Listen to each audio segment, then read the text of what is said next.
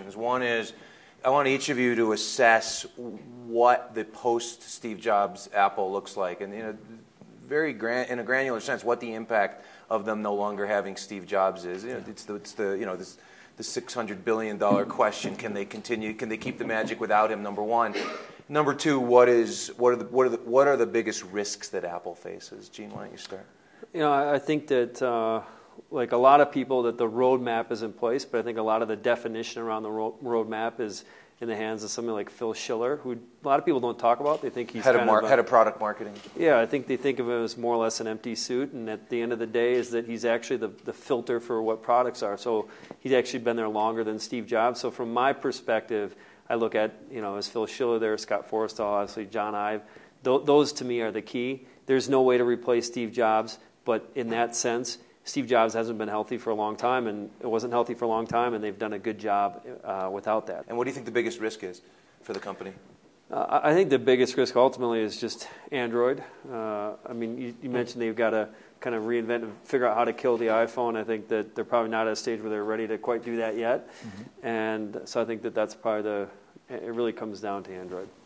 Horace, the same two questions, please. So, is Apple Jobsian? I think that's the way I would frame it, because I think what Jobs tried to impart on the companies is obviously tens of thousands of people and thousands of decisions to make. It wasn't possible for his involvement in all of them.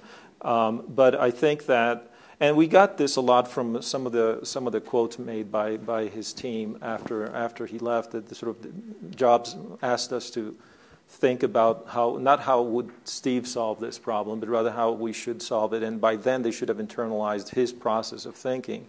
And so I'm not very nervous about him passing. What I think is also there's a DNA in the company that's been in there being developed for even more than a decade. I think, again, this DNA is about self-disruption, being willing to let go of some of the most successful products. There is a possibility of simply entropy taking over and politics taking over, and this is human nature. This is an organizational behavior issue. So we don't know which force will win out in the end. Your view on the biggest risk the company faces?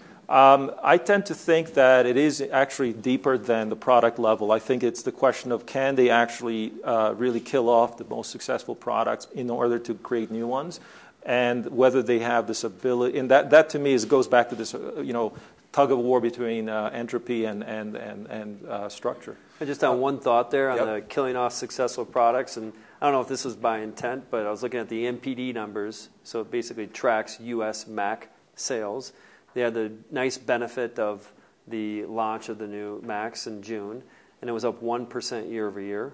The previous months it was down 20%, something like that. Mm-hmm. So it doesn't seem like the Mac business is doing that great, and I think that they may be in the process of hurting the Mac business for the iPad. And Bertrand Russell